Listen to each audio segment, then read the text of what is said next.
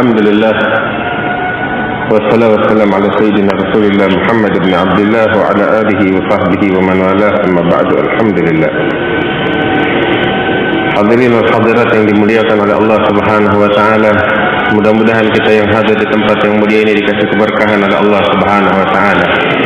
Khususnya yang bawa kitab, yang bawa buku tulis, yang bawa pulpen, yang bawa siwak, yang mengamalkan ini ilmu, mudah-mudahan diberikan taufik oleh Allah Subhanahu wa taala, dibimbing oleh Allah Subhanahu wa taala, dijadikan sebagai ulama amilin yang bertakwa kepada Allah Subhanahu wa taala, yang dicintai oleh Nabi Muhammad sallallahu alaihi wasallam. Amin ya rabbal alamin. Hadirin wal hadirat yang dimuliakan oleh Allah Subhanahu wa taala. Dalam pertemuan yang lalu kita membahas tentang beberapa sunnah yang disunnahkan saat kita membasuh kedua tangan kita. Sedikit kita mengulang, ketika kita membasuh kedua tangan kita saat berwudu disunnahkan apabila kita menggayung itu air, maka disunnahkan dimulai dari ujung jari. Tapi kalau kita berwudu dengan menggunakan keran atau ada yang tuangkan untuk kita, walaupun hukumnya makruh kalau ada yang tuangkan bakal kita, ya, maka disunnahkan dimulai dengan siku dahulu, dari siku ke ujung jari. Berbeda kalau kita gayung dengan tangan kita, dimulai dengan ujung jari kita. Itu sudah kita bahas. Kemudian juga sudah kita bahas dalam pertemuan kita yang lalu, disunnahkan memulainya dengan tangan kanan sebanyak 3 kali, kemudian tangan kiri 3 kali. Dan dianjurkan juga atau diperintahkan untuk disunnahkan untuk ad-dalak menggosok. Ada sunnah di dalam mazhab Imam Syafi'i, di dalam mazhab Imam Malik hukumnya wajib, bagian daripada rukun al-wudu. Nah, kemudian juga disunnahkan di dalam mazhab Imam Syafi'i at-takhlil. At-takhlil ada, karena nggak tahu dari kemarin tuh bahasanya apa. Yang jelas sela-sela jari dipastikan air sampai di situ digosok. Nah, kemudian disunnahkan juga italatul tahjil. Italatul tahjil membasuh sampai ke pundak. Ya, sampai ke pundak. Sebab ini yang membedakan antara umat Nabi Muhammad sallallahu alaihi wasallam dengan umat yang lainnya. Kemudian juga cincin. Cincin di tangan sudah kita bahas dalam pertemuan kita yang lalu. Kalau memang cincinnya sangat ketat di jari sehingga air tidak mungkin untuk masuk ke bawah cincin, maka hukumnya wajib itu cincin digerakkan hingga dapat dipastikan air telah sampai ke bawah cincin, atau wajib dilepas. Nah, itu kalau memang cincinnya terlalu ketat sehingga air tidak mungkin sampai ke bawah cincin, wajib hukumnya. Namun kalau memang cincinnya longgar, maka sunnah untuk digerakkan sehingga air bisa masuk. Nah, kemudian kita sudah bahas juga al-muwalah. Apa artinya muwalah? Membasuh kedua tangan sebelum wajah kering. Nah, kemudian 3 kali. Dan ini sudah kita bahas, mudah-mudahan sudah bisa kita praktekkan dan kita amalkan. Kemudian juga diajarkan doanya ketika membasuh kedua tangan, doanya Allahumma atini kitabi biyamini wa adkhilnil jannata bighairi hisab. Ya Allah, berikan kepadaku kitab amal perbuatanku dengan tanganku dan masukkan aku ke dalam surga tanpa dihisab oleh Allah Subhanahu wa taala. Sebab kalau orang sudah dihisab sama Allah, berat urusannya. Ente lihat orang yang pada kerja di kantor paling pusing kalau di akhir tahun. Kenapa akhir tahun dia pada pusing? Sebab hitung-hitungan punya urusan setahun. Itu urusan kerjaan punya setahun, kerjaan dia yang sebatas itu. Bagaimana urusan hidup kita? Wa kullu kabirin wa saghirin mustatar. Semua yang besar yang kecil dicatat oleh Allah Subhanahu wa taala. Karena itu berapa banyak orang yang hisabnya panjang. Naudzubillah, mudah-mudahan jangan kita dihisab oleh Allah, mudah-mudahan kita masuk surga bighairi hisab. Enggak dihisab sama Allah Subhanahu wa taala. Hatta kalau masuk surga, tapi enggak enak terserang dihisab, berat. Ya, kita cuma bisa berharap sama Allah Subhanahu wa taala agar dimasukkan ke dalam surga tanpa dihisab oleh Allah Subhanahu wa taala. Karena itu dalam wudunya kita minta hal demikian, ya Allah, kasih itu kitab amal itu perbuatan kita, catatan amal perbuatan kita dengan tangan kanan dan masukkan kita ke dalam surga. Minta dalam wudunya kita. Minta kepada Allah setiap saat dengan ketulusan dari dalam hati kita. Terus ketika membasuh tangan kiri kita berdoa kepada Allah Subhanahu wa taala di dalam doa yang diajarkan, Allahumma inni a'udzubika an tu'tiyani kitabi bi shimali aw min wara'i dhahri. Ya Allah, aku berlindung kepadamu, jangan kau berikan kepadaku kitab atau catatan amal perbuatanku dengan tangan kiriku atau dari belakang punggungku. Minta sama Allah, sebab orang yang semacam itu dia adalah yang bakal masuk neraka. Naudzubillah min dzalik. Fa amma man utiya kitabahu wara'a dhahri fa sawfa yad'u thubura wa yasla sa'ira innahu kana fi ahlihi masrura innahu dhanna an la yahura bala inna rabbahu kana bihi basira. Allah bilang di dalam Al-Quran, orang yang dikasih oleh Allah kitabnya dari belakang punggungnya, dia bakal menjerit di hari kiamat. Menjerit karena penyesalan, dan penyesalan nggak bakal bawa manfaat saat itu. Kalau mau menyesal saatnya di dunia ketika masih hidup. Ya Rabb, mudah-mudahan Allah selamatkan kita dari keadaan yang berat di hari kiamat. Kemudian sunnah yang disunnahkan saat kita membasuh kepala kita. Dalam pertemuan kita yang lalu kita bahas bahwasanya membasuh kepala hukumnya salah satu rukun daripada rukun al-wudu, fardhun min furudil wudu, yang wajib dilakukan. Nah, berbeda dengan anggota wudu yang sebelumnya, wajah, tangan, dan kaki. Air harus dialirkan. Sebab di wajah, di tangan, dan di kaki disebutkan al-ghusul. Al-ghusul adalah air yang mengalir. Berbeda halnya dengan kepala, cukup dengan al-masah. Allah nyatakan itu di dalam Al-Quran, wamsahu biru'usikum, dan usaplah ya kepala kalian, kata Allah Subhanahu wa taala. Dan masah, ulama menyatakan perbedaan antara masah dengan ghusul. Al-ghusul air mengalir, kalau masah enggak harus mengalir, yang penting basahan sampai ke kepala. Itu yang wajib. Kemudian di dalam mazhab al-Imam Syafi'i, yang wajib dibasuh atau diusap dari kepala, yang wajib basah dari kepala walaupun sedikit, kulit kepala atau rambutnya. Tapi dengan catatan, kalau ingin mengusap rambut yang diusap dengan air tersebut masih ada di dalam batasan kepala.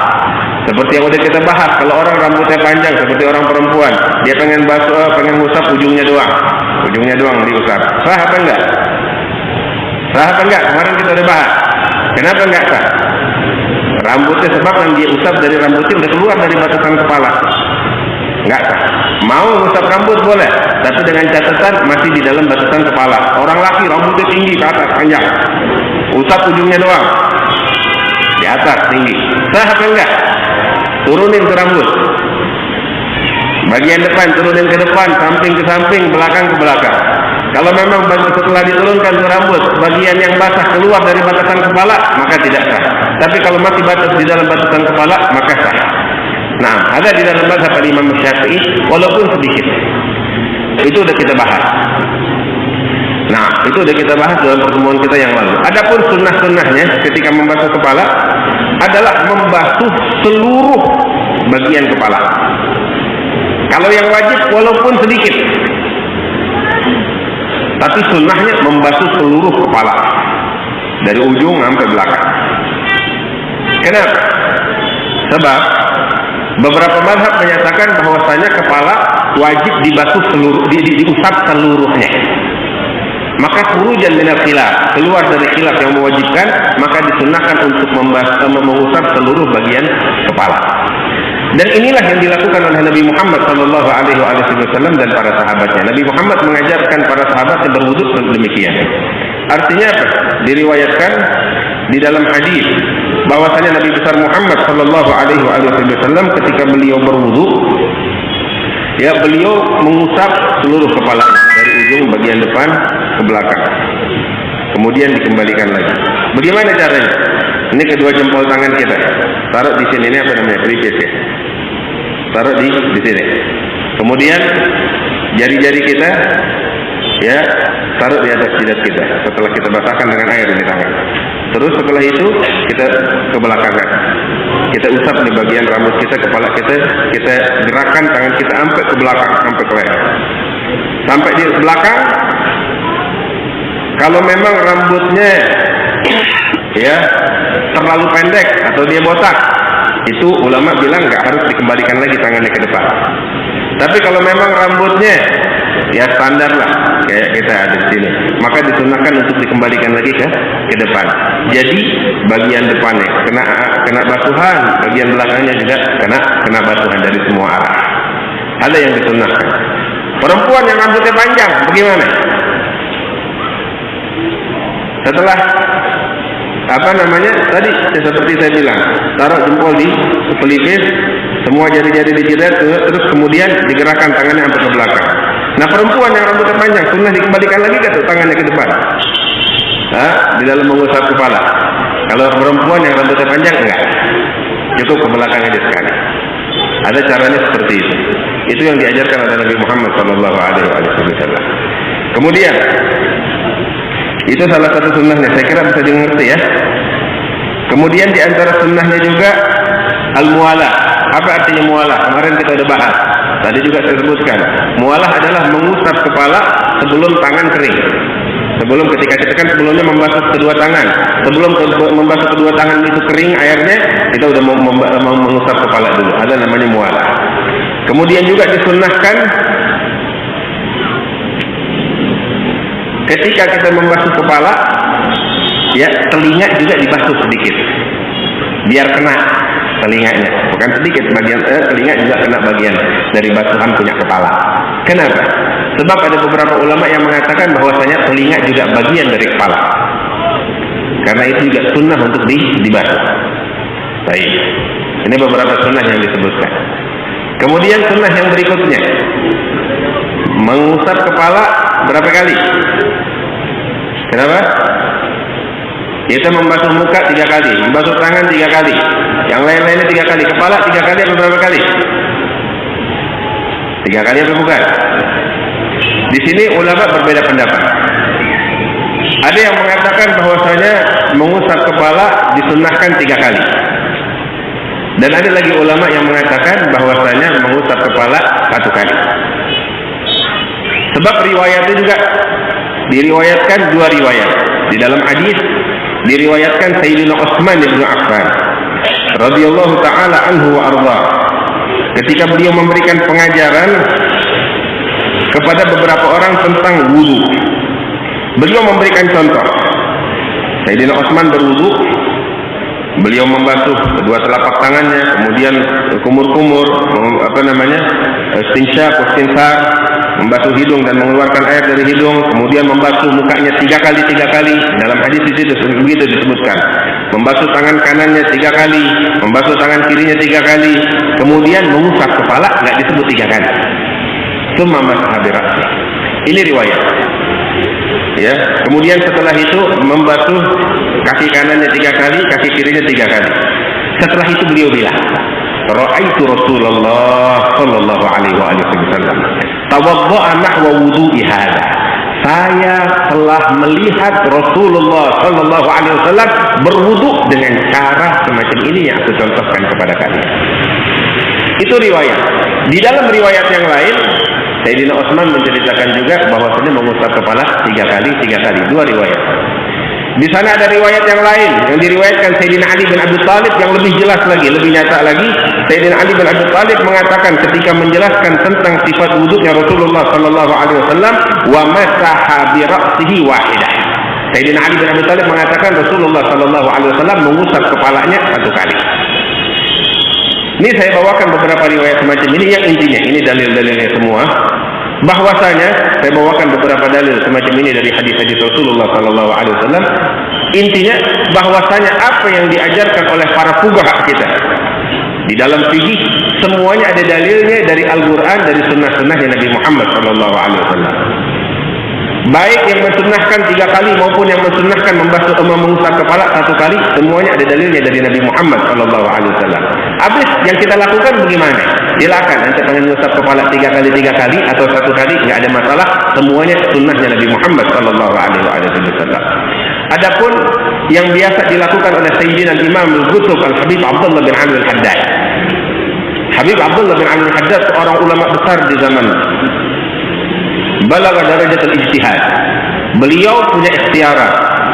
Di antara ikhtiar beliau di dalam wudu, beliau membasuh kepala lebih condong kepada pernyataan ulama yang menyatakan bahwasanya mengusap kepala 1 kali bukan 3 kali.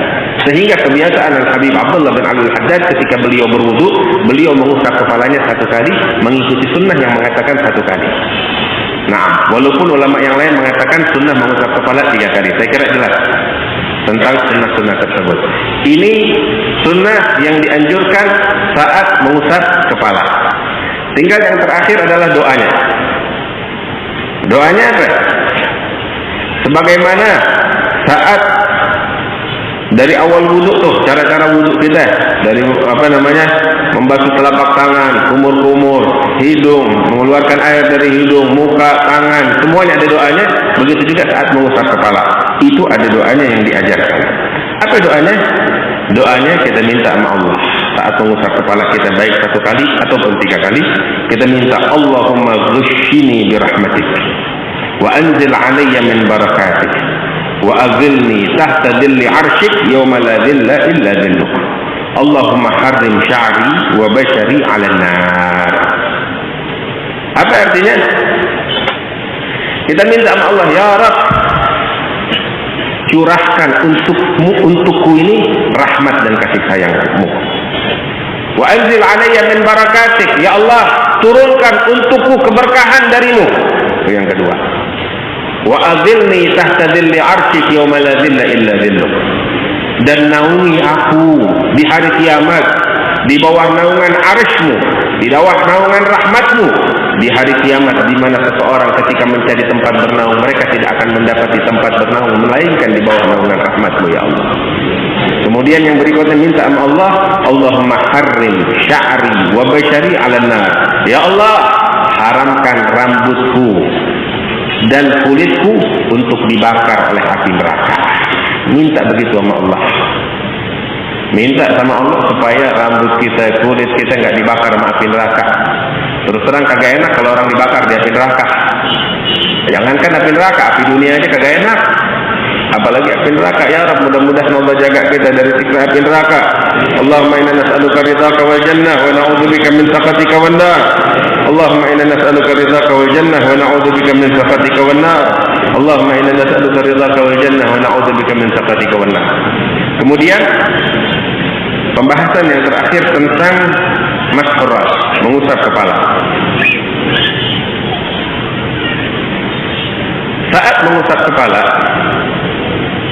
ya, kita dianjurkan untuk membuka kopiahnya kita, ya,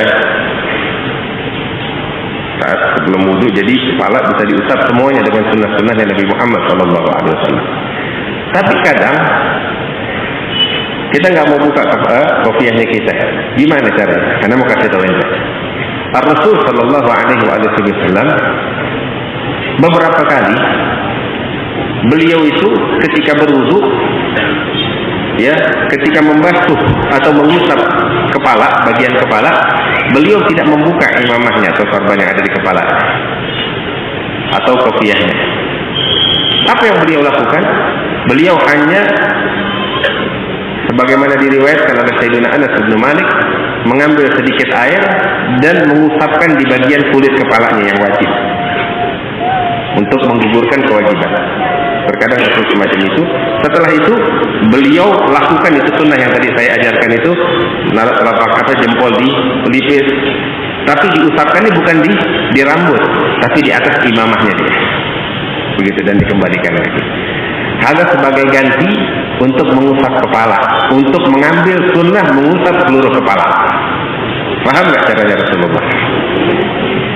Pertama yang wajib dilakukan adalah menggugurkan kewajiban dulu. Apa kewajiban yang mesti dilakukan? Mesti ada air yang sampai ke kepala walaupun sedikit. Itu dulu gugurnya. Ya. Kemudian setelah itu kita pengen mengamalkan ini sunnah.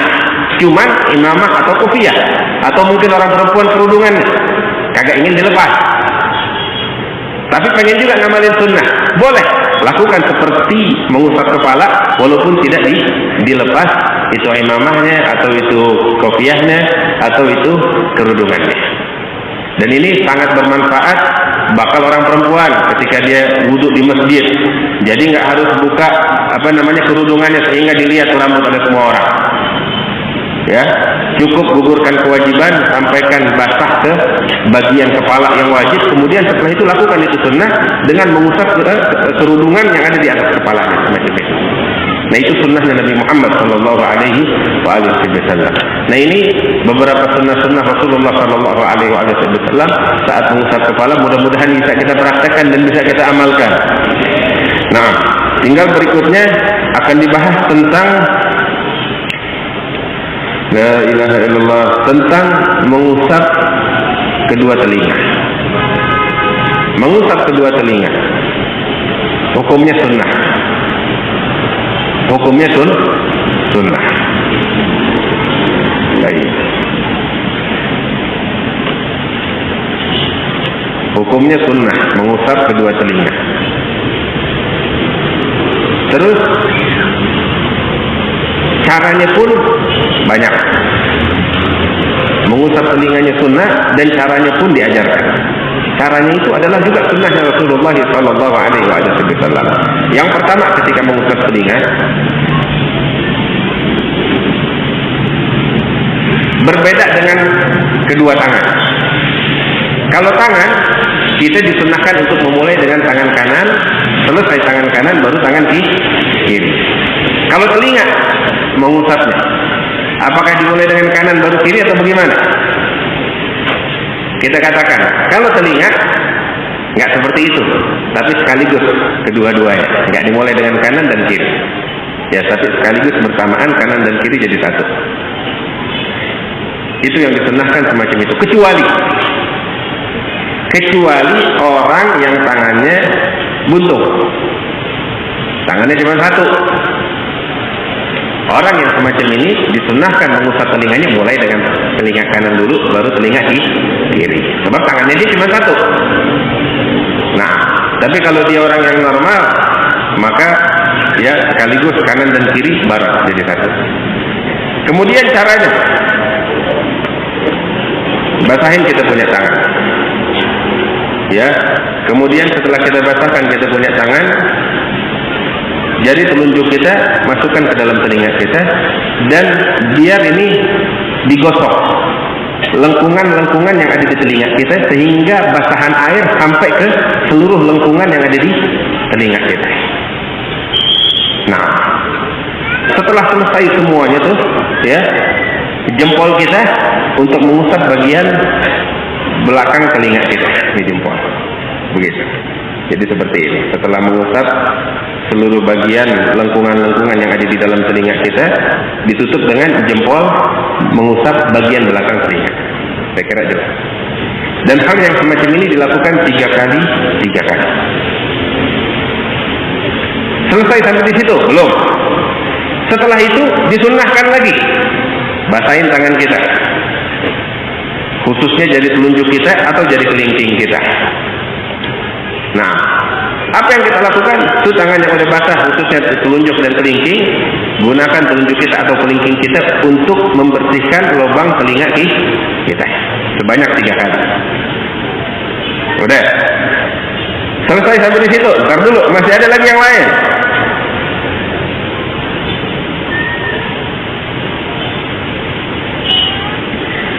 Basahin kedua telapak tangan. Udah selesai dibasahin kedua telapak tangan, ini telapak tangan ditaruh di telinga, begini. Ya, istilharan namanya 3 kali. Jadi totalnya berapa kali itu mengusap telinga? 9 kali. Bukan 9 kali. Berapa kali? Hah? Berapa kali? Coba itu. 9 kali saat kita membasuh telinga, mengusap telinga. Tapi ditambah sama yang punya kepala. Jadi berapa itu? Hah? 12. Tambah lagi yang punya wajah. Berapa jadinya? Hah? 15 kali. Ada yang paling banyak dibasuh telinga. La ilaha illallah. Ada sunnah. Terus juga ada doanya. Apa doa yang disunnahkan? Minta sama Allah Subhanahu wa taala, Allahumma asmi'ni munadiyal jannah fil jannah ma'al abrar. Waj'alni minal ladzina yastami'una al-qawla fayattabi'una ahsanah. Minta sama Allah Subhanahu wa taala, ya Allah, perdengarkan untukku panggilan surga yang memanggil diriku nanti. Surga memanggil-manggil penghuninya. Mudah-mudahan kita dijadikan oleh Allah sebagai orang-orang yang mendengar panggilan. Ya Rabb, mudah-mudahan. Sebab yang kagak ngedengar berarti bukan penghuninya. Ya dipanggil. Mudah-mudahan kita termasuk orang yang dipanggil oleh Allah Subhanahu wa taala. Paling enak perempuan.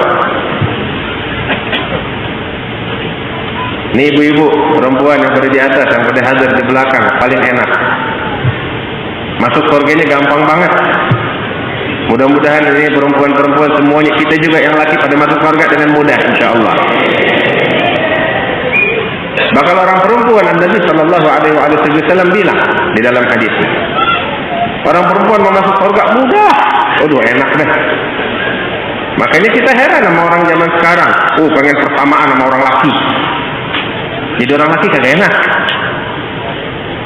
Kewajibannya banyak, tuntutannya banyak, masuk surganya juga terus terang banyak tanggungan.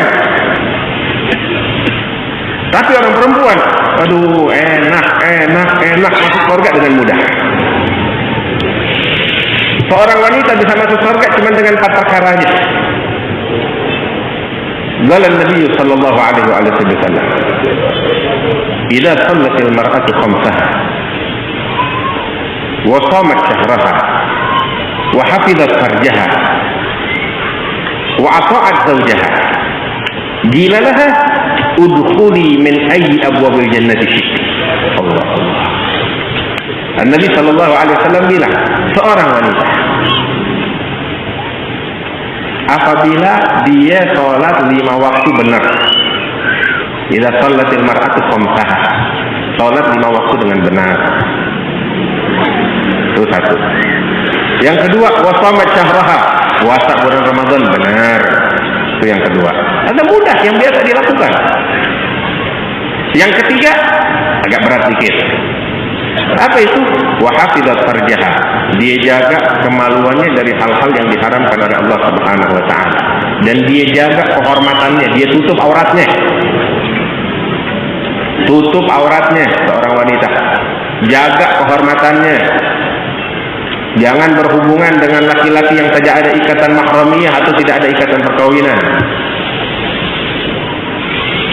Jaga kehormatan, tutup aurat.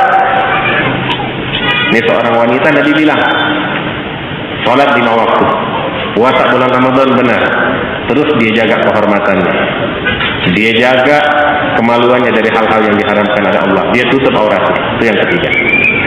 Yang keempat, wa ata'at zawjaha, taat sama suami.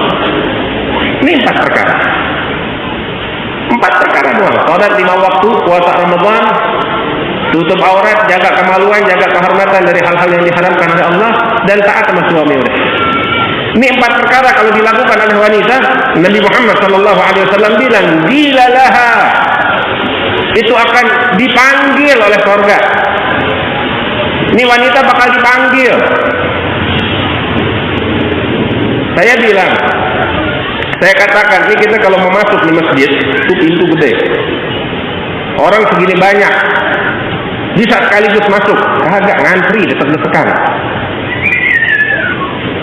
Umat Nabi Muhammad gak cuma kita yang di Masjid Al-Munawwar aja. Umat Nabi Muhammad banyak banget.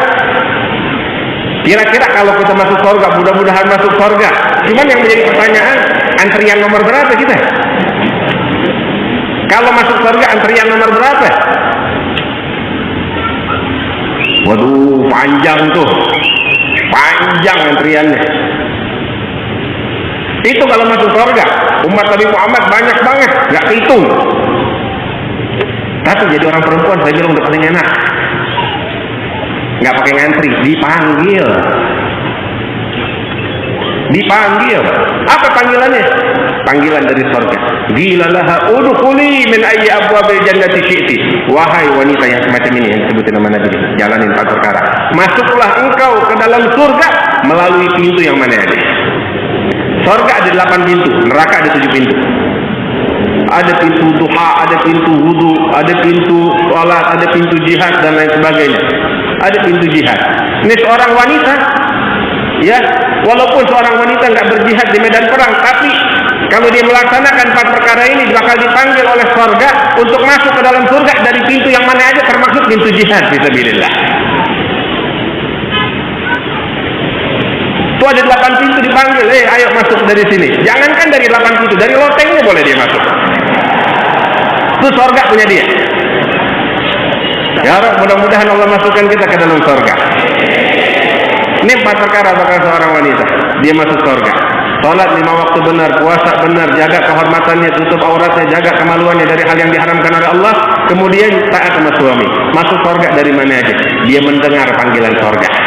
Makanya setiap wudu kita minta sama Allah, ya Rabb, perdengarkan kepadaku panggilan surga yang memanggil diriku di hari kiamat nanti. Ya Rabb, mudah-mudahan kita diperdengarkan oleh Allah Subhanahu wa taala. Terus juga di dalam doa kita minta sama Allah Subhanahu wa taala, Allahumma ja'alni minal ladzina yastami'una al-qawla fayattabi'una ahsana. Ya Allah, jadikan aku ini sebagai orang yang mendengar ucapan bagus dan menjalankannya dengan sebaik-baiknya. Alhamdulillah. Anak ente semuanya di sini. Kita udah dipilih sama Allah untuk bisa ngedengar. Ngedengar dari tadi dibacain maulid. Syair pujian yang indah untuk Rasulullah sallallahu alaihi wasallam. Nasihat dalam syair-syair yang dilantunkan. Tadi Habib Ali bin Muhammad Al-Habsyi dalam syair yang dilantunkannya. Ingatin kita, Agi musyahidat tajfir minka ma'adhahi asawasi al-altaf asawasi al-altaf yudriku bil-lutfi. Itu nasihat dari Habib Ali Habsyi bakal kita. Jangan sombong, biar lu sadar, tahu diri kalau lu tuh banyak kurang sama Allah. Sehebat apapun seorang, dia kurang sama Allah. Jangankan dirinya, malaikat miliaran tahun lalu diciptain sama Allah, sujud sampai hari kiamat gak bangun-bangun. Ketika dibangkitkan di hari kiamat, dia mengucapkan, bilang sama Allah, ya Rabb, subhanak ya Rabb, ma abadnaka haqqa ibadatik wala arafnaka haqqa ma'rifatik. Ya Rabb, kami gak pernah mengenal Engkau dengan sebenar-benarnya, kami gak pernah menyembah Engkau dengan sebenar-benarnya. Itu malaikat. Bagaimana kita siang malam maksiat? Jangan bangga, jangan sombong, jangan belagu. Ini keadaan kita. Diingetin begitu sama Habib Ali Habsyi. Kalau kita diperdengarkan ini semua oleh Allah Subhanahu wa taala. Tinggal apa? Tinggal kita jalani. Allah kasih kabar gembira, wa basyir ibad. Kasih kabar gembira untuk hambaku. Hamba yang mana? Alladzina yastami'una al-qawla fayattabi'una ahsana. Yang mendengarkan ucapan bagus, enggak cuma dengerin sampai di situ doang, itu kabar gembira dari Allah, tapi ngedengerin dan menjalankannya dengan sebaik-baiknya. Nah, minta sama Allah dalam wudhunya kita ketika membasuh telinga tuh, mengusap telinga, ya Rabb, jadikan saya termasuk orang yang mendengar ucapan bagus dan menjalankannya dengan sebaik-baiknya. Sebab kalau cuma dengar nggak cukup sampai di situ. Nggak cukup sampai di situ, harus dijalankan dan dipraktekkan. Mudah-mudahan Allah bimbing kita ke jalan yang diridhai oleh Allah Subhanahu wa taala. Nah, ini beberapa hal-hal yang disunnahkan oleh Nabi Muhammad sallallahu alaihi wasallam saat berwudu, ketika mengusap kepala dan mengusap telinga. Insyaallah masih ada beberapa sunnah-sunnah lagi, bukan beberapa, sebenarnya banyak. Cuman mudah-mudahan semuanya bisa kita jalankan dan bisa kita praktekkan. Hadirin yang dimuliakan oleh Allah Subhanahu wa taala, sedikit saya pengen cerita.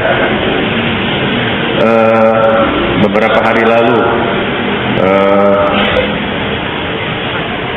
kita dan teman-teman, termasuk guru kita Habib Hud bin Muhammad Al-Baqir Al-Attar, Habib Abdurrahman Basurah, juga saya mewakili Habib Muhsin dan para ulama yang lainnya, hadir acara-acara maulid di mana namanya Singapura, di Singapura.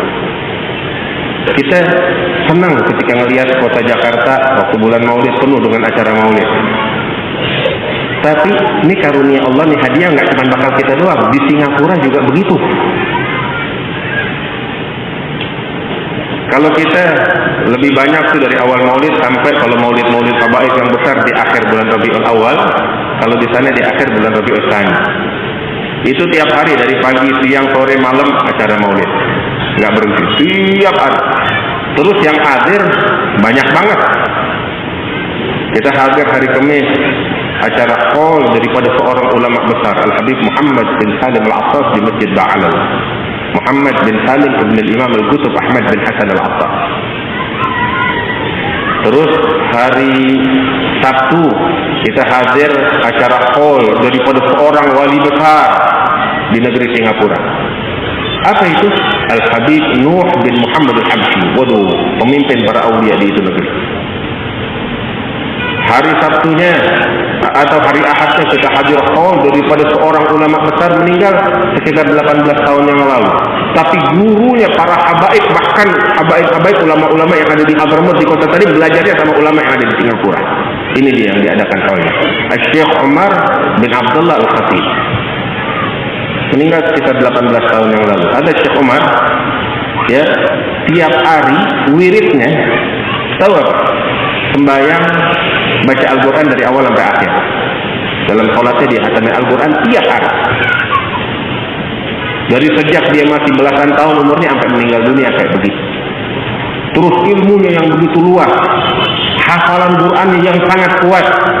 Kalau kita bisa hafal Quran kadang belepotan hafalan kita, tapi kalau dia saking kuatnya hafalannya, ente suruh baca tuh dari belakang ke depan dia bisa. Kita tiap hari baca surat Al-Fatihah dalam sholat. Siapa di antara kita dengan lancar bisa baca surat Fatihah terbalik? Dari walad dolin dulu baru ke atas. Nah dia saking kuat hafalannya, nggak cuma Fatihah. Dari Al-Quran itu dari awal sampai akhir, ya dia baca terbalik dari akhir sampai awal. Walhasil di situ kita hadir acara. Yang hadir dalam acara haul Habib Muhammad bin Salim Al-Attas, Habib Nuh bin Muhammad Al-Habsyi, dan acara haul-haul yang lain banyak. Ada sekitar 9.000 orang yang hadir, 8.000 orang, banyak ya. Tapi saya bilang, untuk Singapura itu 9.000 orang bukan banyak, banyak banget. Tambahin nolnya lagi 2. Kenapa? Kita di sini yang hadir di Al-Munawwar sekitar 20.000 orang. Ya, tapi bandingin sama jumlah orang yang ada di kota Jakarta doang. Kota Jakarta ini ada 8 juta penduduk. Atau bisa 9 juta sampai 11 juta. Di sana penduduknya cuma 3 juta lebih. Yang hadir 9.000 orang. Masya Allah, berapa persen dari umat Islam yang hadir di situ? Umat Islam jumlahnya sekitar 300.000 orang di sana. 300.000 orang.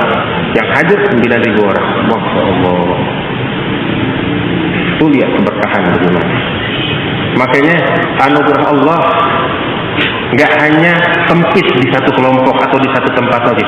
Ente pergi kemana tempat ente bakal menyaksikan anugerah Allah, karunia Allah bakal ini umatnya Nabi Muhammad Sallallahu Alaihi Wasallam. Terus ada satu hal, kenapa saya cerita ini semua? Ada satu hal yang istimewa yang saya saksikan sendiri dan saya kira Abah juga menyaksikan hal yang luar biasa. Di sana ada namanya Maulid Anak Yatim. Apa itu Maulid Anak Yatim? Ini acara-acara maulid semua orang pada hadir. Tapi di Masjid Ba'alul yang dipimpin oleh Al-Habib Hasan bin Muhammad bin Salim Al-Attas, itu hari Sabtu pagi beliau bikin maulid khusus untuk anak-anak yatim. Kalau kita bikin santunan anak yatim, dia juga santunan. Cuman itu maulid khusus anak yatim. Jadi yang hadir di situ anak-anak yatim dan mereka yang pada baca maulid ikut hadir maulid anak yatim. Dan mereka semuanya para habaib ikut membaur dengan anak-anak yatim tersebut. Dan yang luar biasa, anak-anak yang yatim yang ada di situ bukan cuma orang Islam aja, asal non Muslim juga ikut hadir. Terus dikasih santunan, baik yang Muslim maupun yang non Muslim. Terus di situ juga hadir orang-orang jompo, orang-orang tua, orang-orang cacat. Habis gitu makan itu udah disiapin kedai-kedai gratis, kedai-kedai makan gratis. Ya, di sini kedai ada burger, di situ lagi ada pizza, di situ lagi spaghetti, makanan yang mewah semua bakal di orang. Yang ini lagi coklat, yang ini lagi es krim, yang ini lagi mainan, bakal anak-anak yatim. Yang jelas mereka semuanya puas. Ente kalau hadir itu waktu, ente bakal lihat semua, yang tua, yang muda, yang habaib, yang ulama, dan mereka yang para hadir, yang hadir, anak-anak yatim. Semua yang terlihat itu cuma senyuman dan kebahagiaan. sama air mata terharu ketika melihat itu semua. Nah, terus juga yang saya suka dari situ, ada orang-orang tua, ada orang-orang cacat. Mereka di sana dididik. Kalau kita kan ngelihat orang cacat, kita manggilnya orang cacat. Di sana nggak boleh manggil orang cacat. Tahu manggilnya apa dengan sebutan orang istimewa. Jadi yang perbedaan kan, cacat, orang cacat sama orang istimewa. Sampai bahasanya pun indah dan halus. Orang-orang tua, kita di sini bilangnya mungkin orang tua, orang jompo. Di sana di Masjid Ba'alwi nggak boleh ngomong begitu. Orang tua, orang jompo. Manggilnya tahu apa? Orang lama. Lihat adab bagaimana. Lihat tata kerama diajarkan bagaimana. Lihat perbedaannya kan. Diperuntukkan untuk orang yang masuk umur tua, tapi mereka nggak diperkenankan untuk memanggil dengan sebutan orang tua. Manggilnya apa? Orang lama. Saya kira saya cerita begini supaya jadi panutan bakal kita. Contoh menarik bakal kita yang bisa kita ikutin. Dan ini adalah bagian dari syariat Nabi Muhammad Sallallahu Alaihi Wasallam. Dan nggak pandang bulu. Termasuk orang-orang non-Muslim dapat santunan, dapat perhatian saat itu. Dan inilah yang dipuji oleh Allah untuk keluarga Nabi Muhammad Sallallahu Alaihi Wasallam di dalam Al-Quran. Allah mengatakan di dalam Al-Quran, wa yut'imuna ta'ama ala hubbihi miskinan wa yatiman wa asira. Sifatnya keluarga Nabi Muhammad Sallallahu Alaihi Wasallam yang dibanggakan oleh Allah, mereka bagi-bagi makan, bakal anak-anak yatim, bakal orang-orang miskin, dan asir. Asir itu tawanan, dan tawanan nggak bakal jadi tawanan melainkan kalau dia bukan non-Muslim. Kalau dia adalah non-Muslim, walaupun non-Muslim, kebagian dari perhatian. Dan inilah yang dibawa oleh Nabi Muhammad Sallallahu Alaihi Wasallam. Mudah-mudahan kita mendapatkan keberkahan dari Allah Subhanahu Wa Taala, dibimbing oleh Allah ke jalan yang diridai oleh Allah Subhanahu Wa Taala. Ya Rabbal Alamin, mudah-mudahan kita semua yang hadir di sini dipanggil oleh Allah ke dalam surga Allah Subhanahu Wa Taala. Nggak pakai ngantri lagi, insya Allah lewat jalur VIP kita masuk insya Allah dalam surga Allah bersama Nabi Muhammad Sallallahu Alaihi Wasallam. Ya Rabbal Alamin, hada doa wa minkal ijabah. Ya Rabb, hada doa wa minkal ijabah. Hada doa minkal ijabah. يا رب العالمين ويأجل الأجولين يا رحم المساكين يا ذا البيت المتين وصلى الله على سيدنا محمد وآله وصحبه وسلم والحمد لله رب العالمين جميعا يا الله يا الله يا الله يا الله